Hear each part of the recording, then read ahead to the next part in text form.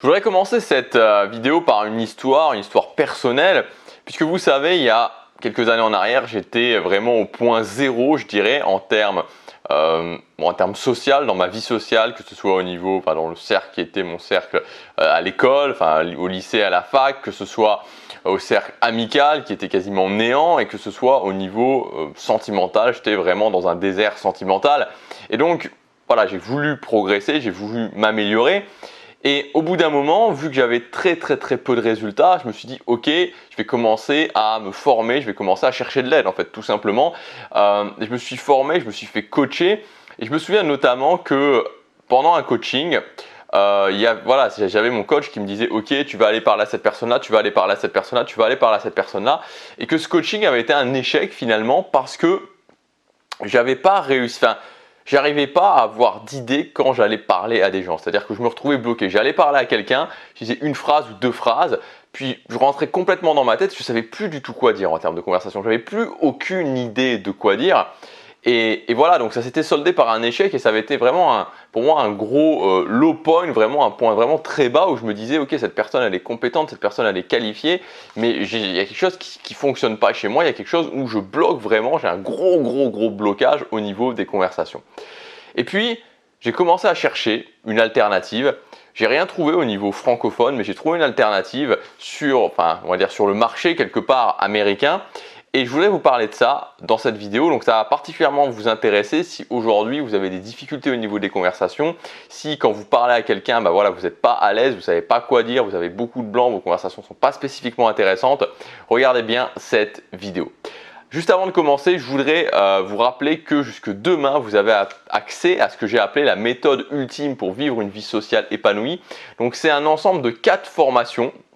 Donc c'est vraiment une offre exceptionnelle, un ensemble de 4 formations qui vont vous permettre de développer chacune des compétences absolument nécessaires pour réussir à sortir du désert social, pour réussir à vivre une vie sociale épanouie. Donc si vous concentrez vraiment sur le développement de chacune de ces compétences, que vous les intégrez dans votre quotidien, vous verrez que les choses vont changer pour vous. Donc si ça vous intéresse, les formations elles sont normalement vendues à 197 € l'unité. Là vous avez plus de 600 € de réduction, c'est seulement jusque demain. C'est le premier lien dans la description. Alors on en revient aux conversations. Comme je vous disais, on était déjà dans les conversations, mais comme je vous disais, les conversations, le truc c'est que la plupart des gens pensent qu'une conversation, ça doit être quelque chose de forcément naturel. C'est-à-dire que quand on parle à quelqu'un, les choses qu'on dit doivent être des choses qui doivent être improvisées, qui doivent nous venir finalement naturellement. Et ce que je voudrais vous dire, c'est que c'est faux. Voilà, on n'est pas obligé, c'est une possibilité, mais on n'est pas obligé de faire des conversations naturelles. On peut passer dans ce que j'appelle le mode conversation automatique. Alors c'est quoi les conversations automatiques? C'est justement ce que j'ai découvert sur le chemin quand je cherchais à m'améliorer. J'étais arrivé à un moment, comme je vous disais, où j'étais bloqué au niveau des conversations. C'est-à-dire que je n'y arrivais pas, je commençais une conversation mais très rapidement, systématiquement, ça arrêtait. Je disais à la personne ok, j'y vais. Et donc je bloquais totalement à ce niveau-là. Et le problème c'est que quand on bloque au niveau des conversations, on bloque un petit peu pour tout au niveau social, parce qu'évidemment les conversations c'est la base. Peu importe ce que vous voulez avoir, peu importe les objectifs que vous avez au niveau social, si vous n'êtes pas capable d'aller parler à quelqu'un, de tenir une conversation intéressante pendant 10-15 minutes, ça va être un gros souci. Donc ce mode automatique c'est quoi? Tout simplement, c'est l'idée de partir d'une structure de conversation et de mettre un script de conversation par rapport à cette structure de conversation. C'est-à-dire que, en fait, on va utiliser différents éléments de la structure et par rapport à ces différents éléments, on va prescripter la conversation. Vous allez me dire, mais comment on peut faire ça? Donc, vous inquiétez pas, je vais tout vous expliquer. Je vais même vous donner un exemple de script dans cette vidéo. L'idée est simple, comme je vous disais, c'est qu'on part d'une structure. Moi, il y a ce que j'appelle la structure de conversation universelle, qui est une structure qui fonctionne à tous les coups pour quelqu'un que vous ne connaissez pas ou peu. Cette structure de conversation universelle, elle est en 3 points. L'ouverture, le pont, le confort. Donc l'ouverture, c'est tout simplement le moment où vous allez parler à la personne. Vous avez quelqu'un que vous ne connaissez pas, vous voulez aller lui parler, ok, je vais lui parler. La première phase, c'est l'ouverture, c'est la première phrase que je vais lui dire. La deuxième phase, c'est le pont. Donc le pont, c'est quoi? C'est tout simplement qu'à partir du moment où vous avez parlé à quelqu'un, la personne vous a répondu, vous entrez dans la phase du pont. Donc la phase du pont, c'est le moment où justement qu'il y a entre l'ouverture et la troisième phase, qui est la phase de confort. La phase de confort étant le moment où la conversation est déliée, la conversation est plus simple parce que chacun est en confiance et que chacun parle à l'autre personne. Mais justement, quand vous parlez à quelqu'un que vous ne connaissez pas ou peu, il y a cette phase de pont qui fait le lien entre les deux. La grande difficulté de la phase de pont, c'est que c'est quelque chose où vous devez prendre la responsabilité de la conversation. C'est-à-dire que c'est pas vous allez parler à quelqu'un, la personne vous répond et puis ensuite vous attendez qu'il y ait un dialogue directement 50-50 entre les deux. C'est pas comme ça que ça va se passer. Pendant la phase de pont qui va durer environ une dizaine de minutes, parfois un peu moins, on va dire entre 7 et 10 minutes, vous allez devoir prendre 90% de la conversation. C'est-à-dire que vous allez prendre la responsabilité de la conversation et vous allez devoir parler pendant 90% du temps. Donc c'est pour ça que c'est compliqué, c'est pour ça que je bloquais, c'est pour ça qu'il y a autant de gens qui bloquent. C'est parce que quand on va parler à quelqu'un, ok, c'est moi qui ai la main, c'est moi qui dois prendre la responsabilité de la conversation. Donc il ne faut pas attendre que l'autre personne parle, il faut vraiment se dire, ok, c'est moi qui vais parler.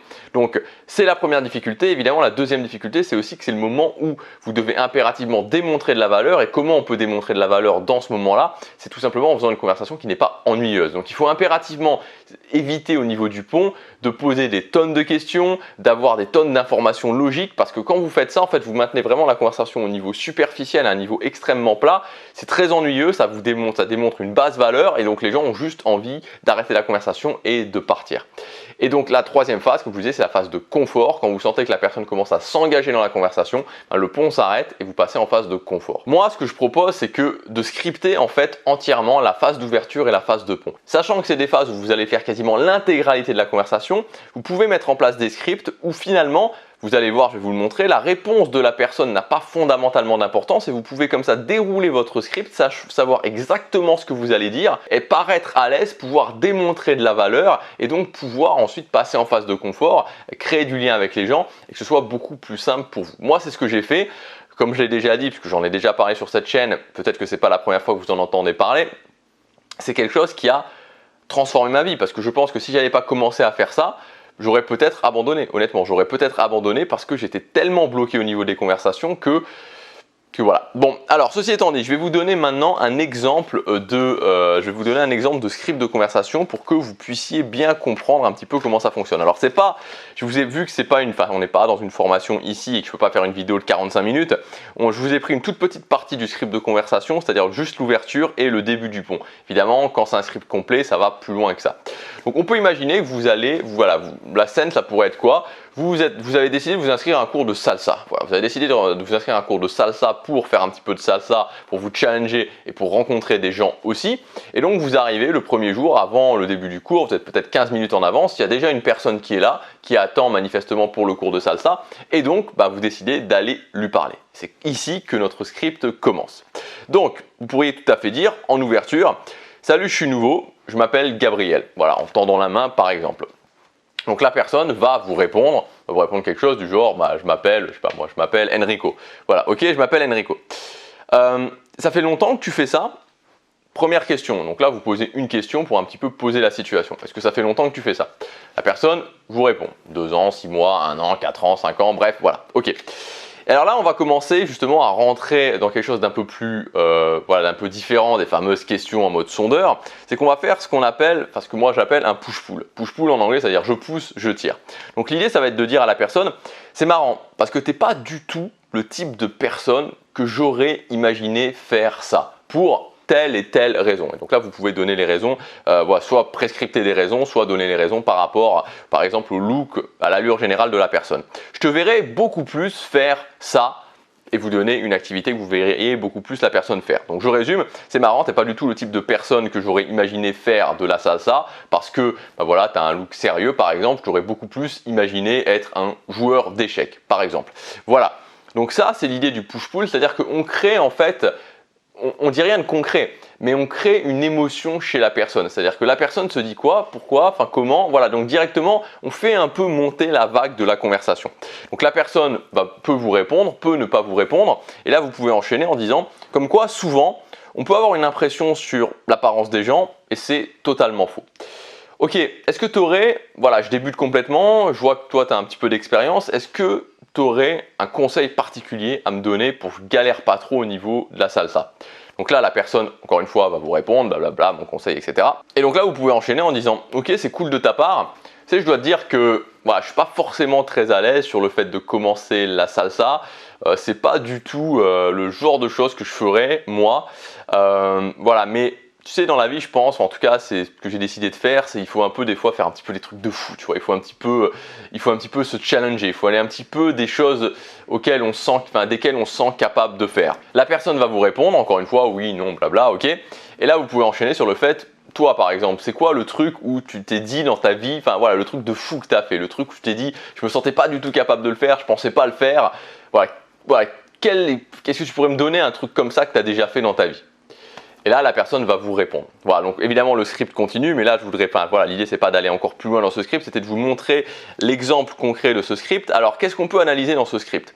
Premièrement, on peut analyser, comme je vous disais, que les réponses n'ont pas d'importance. Si vous regardez à chaque fois, salut, je suis nouveau, je m'appelle Gabriel, donne le prénom. Après, quand ça fait longtemps que tu fais ça, la personne donne une durée, le push-pull, les conseils à donner, le truc de fou qu'elle a fait, etc., etc. Donc, il n'y a pas d'importance. C'est-à-dire qu'on peut complètement dérouler son script sans prêter attention presque à ce que la personne. Alors, on peut le faire et on peut improviser, mais on n'est pas obligé, sans prêter attention à ce que la personne donne. Et je peux donc complètement savoir à l'avance ce que je vais dire. La deuxième notion qui est aussi importante, c'est que, notamment, enfin ça je vous l'explique en détail dans les formations, c'est que quand on fait des choses, il y a différents types de choses qu'on peut faire, comme par exemple ici le push-pull. Quand on fait ça, il y a vraiment une notion de calibration qui est à adopter. Faites bien attention quand vous faites un push-pull de ne pas atomiser une personne. C'est-à-dire de pas, si vous voyez que quelqu'un a par exemple l'air vraiment peu sûr d'elle, c'est une personne peu sûre d'elle, commencez pas à arriver en disant t'es pas le genre de personne que j'aurais imaginé faire ça, t'as vraiment une tête de scientifique et je t'imaginerais bien en train de jouer aux échecs ou je t'imaginerais bien en train de passer ta journée dans les bouquins. Parce que là, la personne va vous détester, évidemment. Le push-pull, c'est un truc qui justement est assez sympa, c'est-à-dire on pousse un petit peu, on tire un petit peu dans l'autre sens, mais c'est gentillé, voilà, c'est gentillé. Donc il faut calibrer par rapport à ça pour pas atomiser une personne et que la personne vous déteste complètement. Donc évitez d'appuyer là où ça fait mal. Par contre, ce que vous pouvez faire, au contraire, c'est carrément inverser la situation. C'est-à-dire que si la personne justement a l'air peu sûre d'elle, vous pouvez carrément dire un truc, ah ouais, franchement, bah ouais, t'es vraiment le genre de personne qui a l'air détendu, le genre de personne qui a l'air à l'aise. Et ouais, franchement, t'es vraiment le genre de personne que j'imaginais à trouver dans un club de salsa. Voilà, et donc du coup, la personne va se dire, waouh, quoi, vous apportez de la valeur à la personne, ça met une bonne vibe. Donc voilà, ça c'est toute cette notion de calibration. Alors au final, pourquoi faire ça?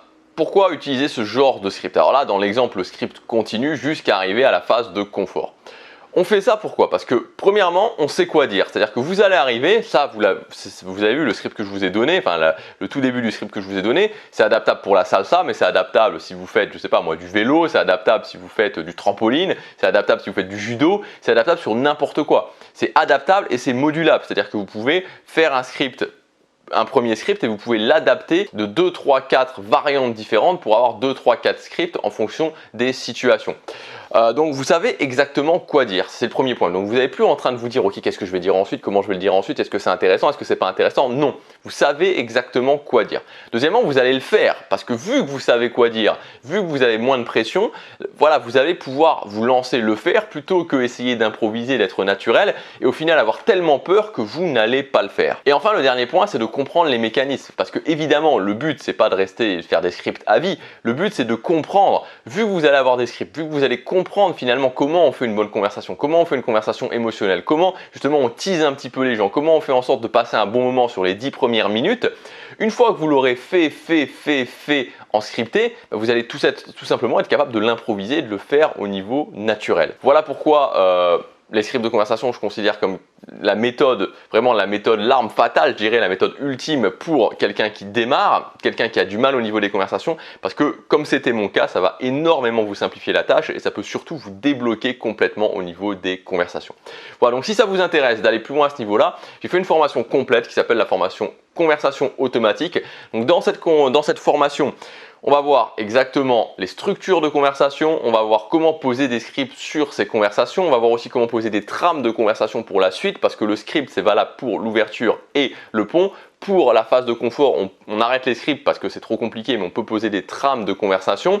On va voir comment vous allez pouvoir créer vos propres scripts. Je vais vous donner aussi, pour différents types de situations, des scripts de conversation complètement préparés et je vous expliquerai comment vous allez aussi pouvoir adapter ces différents scripts. Cette formation conversation automatique, elle est inclue dans la méthode ultime pour vivre une vie sociale épanouie. Donc, c'est 4 formations qui vous apprennent les compétences absolument nécessaires pour réussir à justement vivre une vie sociale épanouie. Donc cette méthode ultime, elle est disponible avec plus de 600 € de réduction simplement jusque demain. Donc si vous voulez y accéder, c'est le moment, c'est le premier lien dans la description. Passez à l'action, chaque jour compte.